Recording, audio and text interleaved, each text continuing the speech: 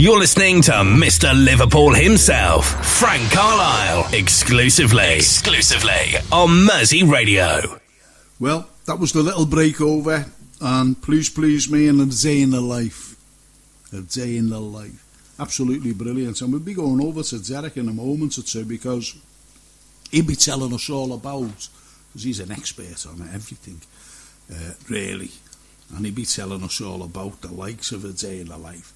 And also what I want to ask him is about Please Me. Please Me. I just want to ask him about that, because there was controversy at the time it came out, because it was full of innuendo, sexual innuendo at the time. You know, you're talking like 63 or something like that. And I remember the Pope saying, oh, listen, you can't be listening to that. Not you good Catholics, you know, so it was banned in the house. I couldn't play it. No, I couldn't. Of course I could play it. Anyway, we'll be going over to Derek right now. Hello, Derek. Hello, Frank. How are you? Very well. Oh, good to be back talking to you. Oh, great, honestly. Listen, you know, there's a few there we want to discuss, you know, because this is one of the greatest albums of all time, and I don't think that it'll ever be beaten. It was very innovative at the time. It was new. It was bringing together loads and loads of other psychedelic things, shall we say, dare we say. And Lucy in the Sky with Diamonds. What about that, Eric? You know, is there any substance to the wonderful drug, as they called it then, of LSD? No, I mean, that was very much the sort of thought at the time, but since then it's very much been seen that it was all down to his son Julian, who was around about sort of 4 years old at the time. Yeah. He painted a picture of his little friend Lucy O'Donnell, yeah, and it said it was called Lucy in the Sky with Diamonds. Oh, and it was purely speculative. Yeah, just you know, a nice picture. It was sadly nothing to do with the drum. But no, with, what I'm saying is, you know, Lucy in the Sky with Diamonds. You know, you think about it, and psychedelia came out then, and the likes of Lucy in the Sky with Diamonds. Did it give a license for people to say, "Hey, that's LSD"? You know, they must have been on this and that and the other, so to you know, for John and Paul to write this, so did it give them license, so to speak? And that's why people believed that it was hallucinating drugs. Yeah, I mean, they were very much experimenting with LSD and other drugs around this sort of time, which is why, and with the letters, and with, of course, and we're talking about the Summer of Love. You know, this is 1967 when the whole LSD thing, it had only just become illegal in America. I mean, LSD started out as a CIA-controlled drug to experiment with the effects it might have, mind-bending effects it might have in a military sense. And it had actually become illegal in the States, I think in about 1966, about 12 months earlier. Yeah. That's surprising. Do you know what? I've just, you know, she's leaving home, bye. That particular song, and I was going to ask you about that, to be honest. And yet, it's just written down that Paul was inspired by a newspaper article, because it's very, very poignant. That particular song is very, very poignant. That's right. Newspapers do seem to figure quite heavily in the writing of some of these songs, and that, I think, was the Daily Mirror. And Paul read an article about a 17-year-old girl who'd run away. And what's really quite strange about that was he discovered afterwards that the story was actually about Melanie Cole, and he her when he was doing Ready Steady Go back in 1963. She'd won a dancing competition, and he'd awarded her the prize. So there's quite a spooky link to that one, I think. Yeah. Does anyone ever know what happened to the girl? I don't know.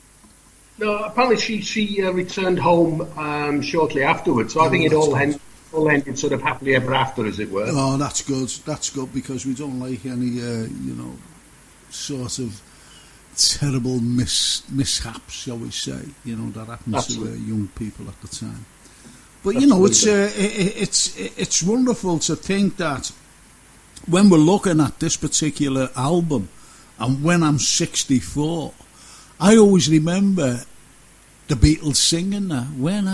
And you're looking at them when I was thinking, like, you'll never reach that age. You'll never reach that age. We all won't reach that age, and I know. How wrong I am.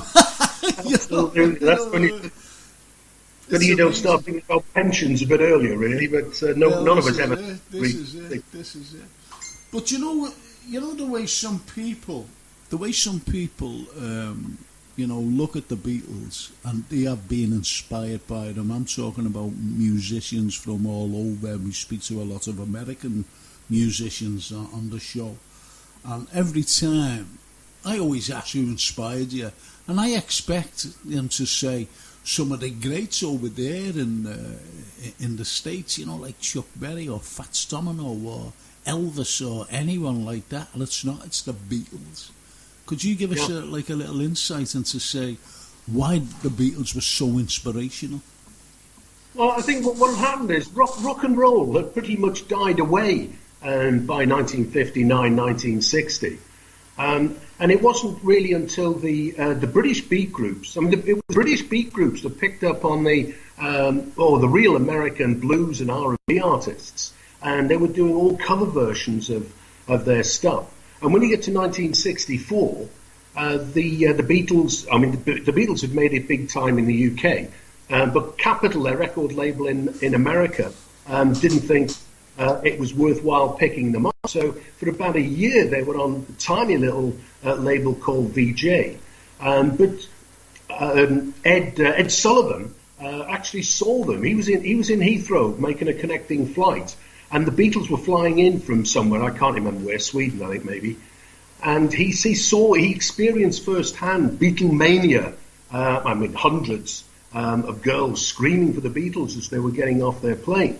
And shortly afterwards, he invited them onto to his show, and they were massive. And then, almost overnight, they became really, really big in America, and the whole British invasion thing happened from '64 to '66. So a lot of the rock music, and that was really the birth of rock music. When that died away around '66, that was really when rock music itself was born, like Cream and Hendrix and the Doors and the like. But it would have been very much those couple of years of British bands like the Stones, the Beatles, the Animals, Searchers. They were all very big over there, and I could see very much that aspiring musicians, young guys growing up and deciding to play an instrument, form a band.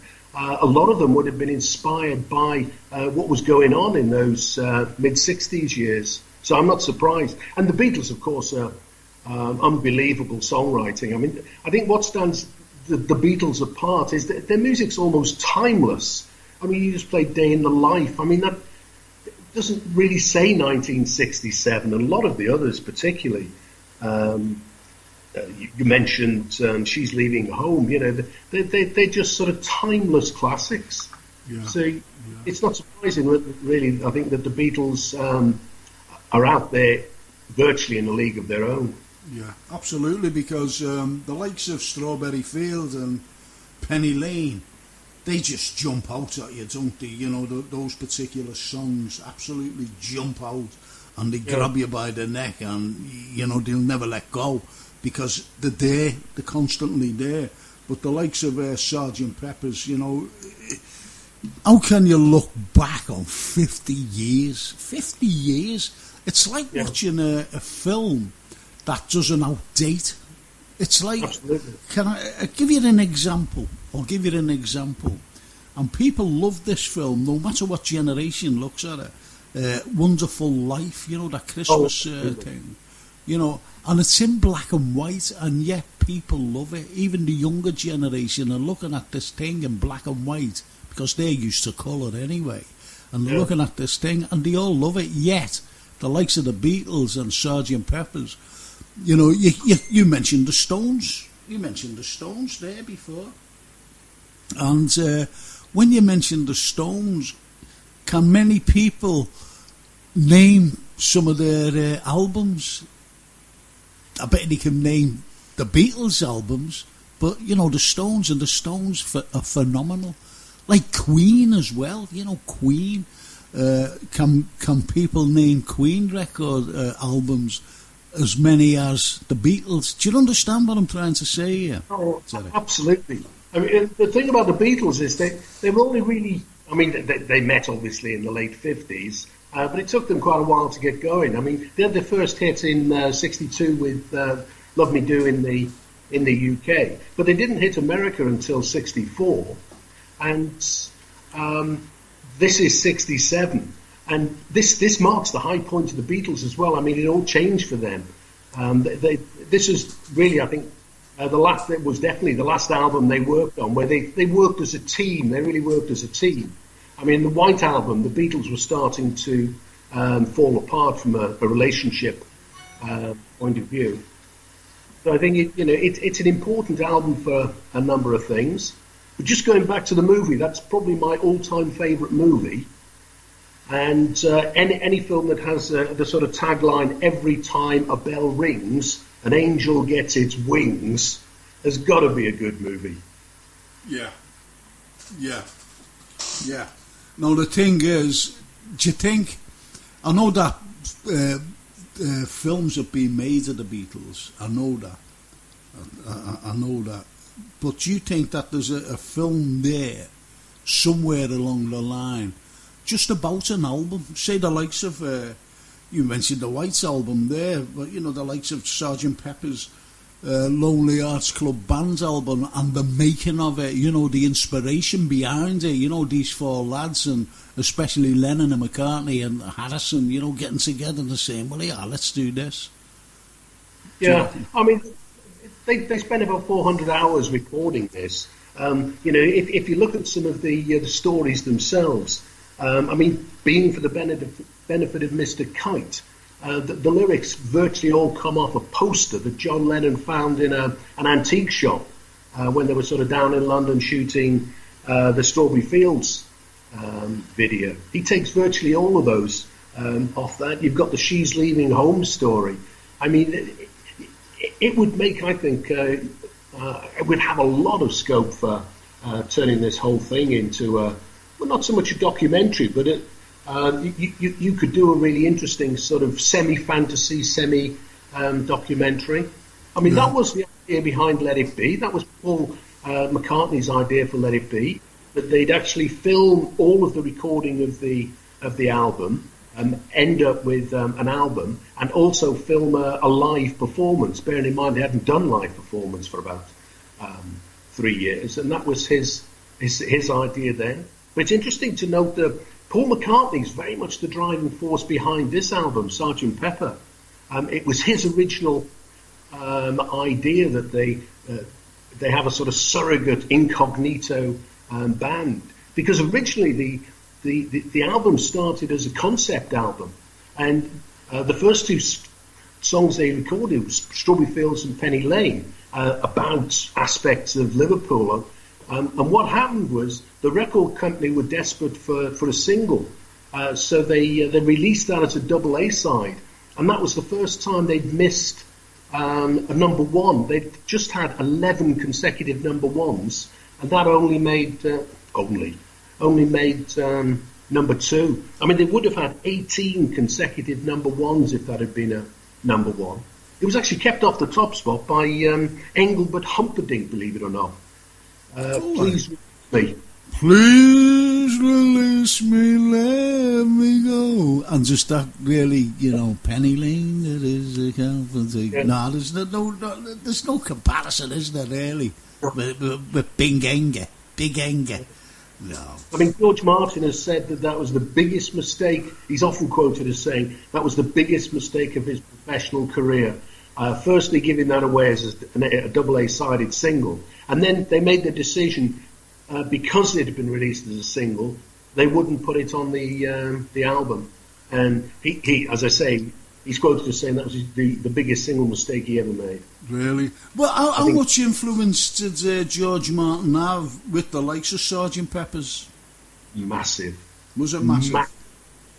I mean, his background, he was a head of parlophone, basically, by the time the Beatles arrived.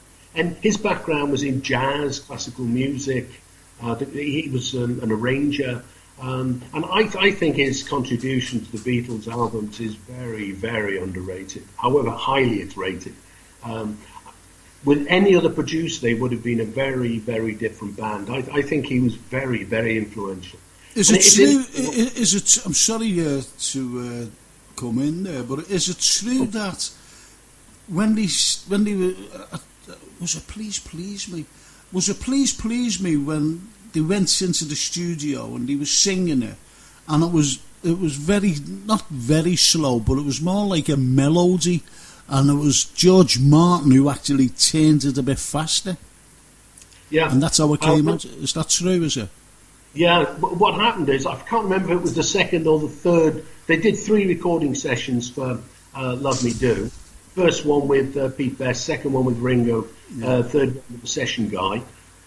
And they recorded a sort of Roy Orbison-esque version of Please Me, one at the second or the third session. But sadly, the tape was overwritten.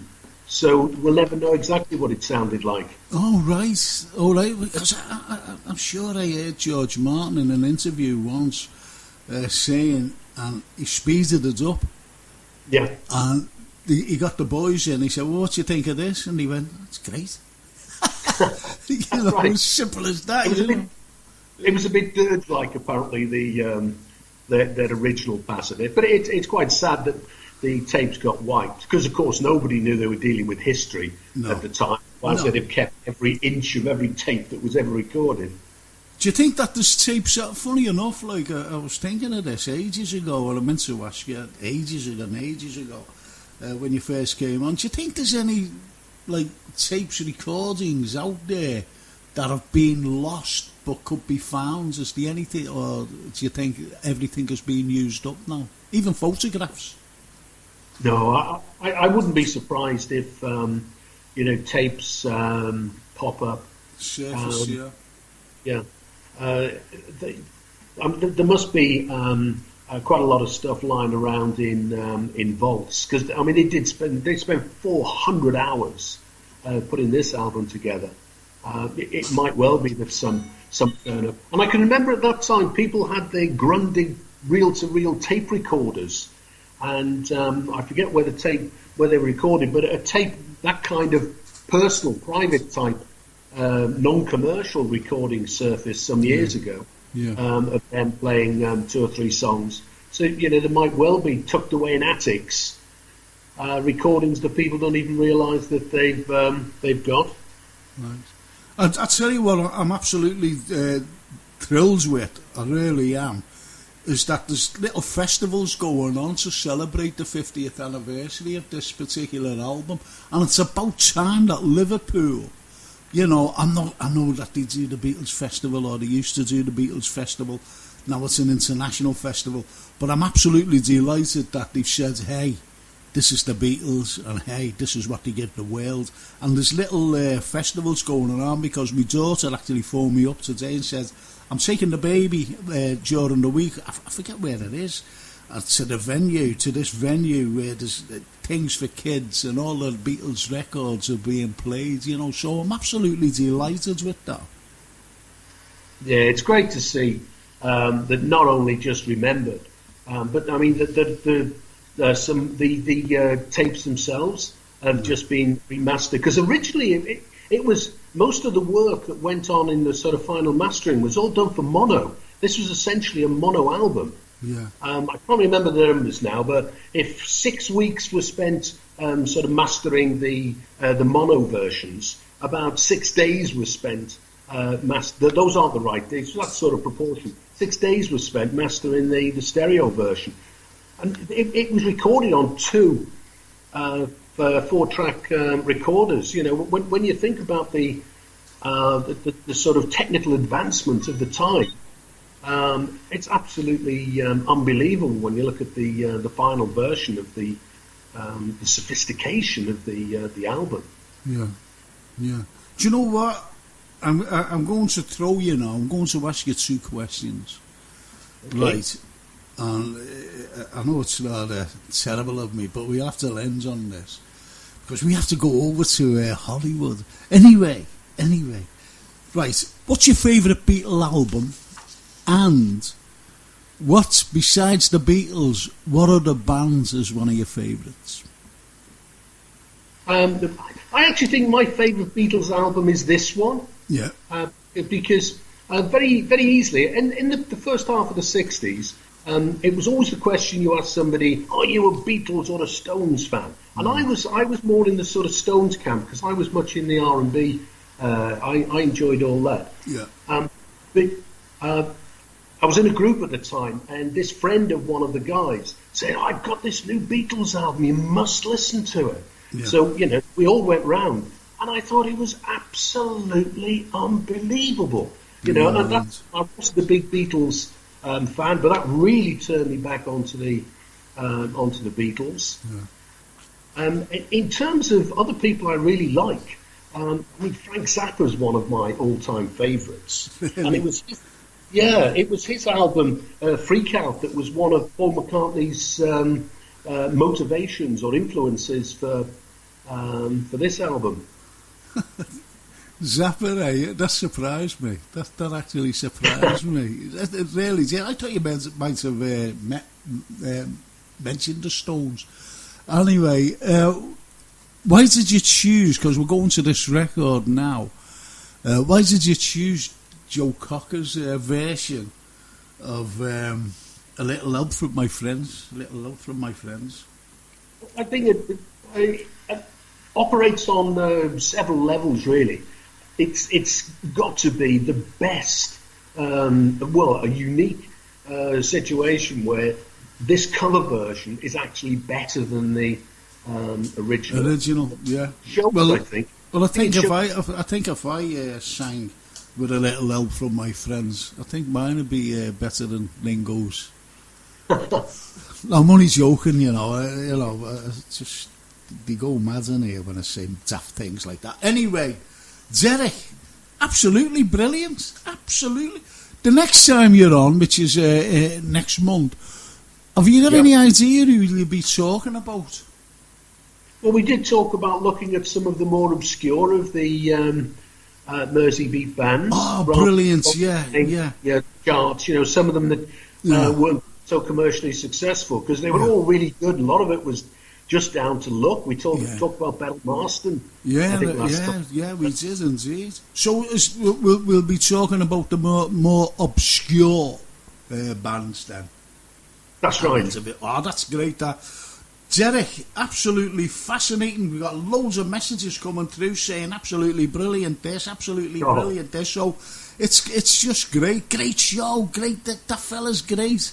They never mentioned you by name, but, at least that fella's great. So it's been a pleasure, honestly. It really has. Thanks very much, Derek. Thank you. Can I just mention? Go on. Okay. I was going to say, can I just mention? Go on.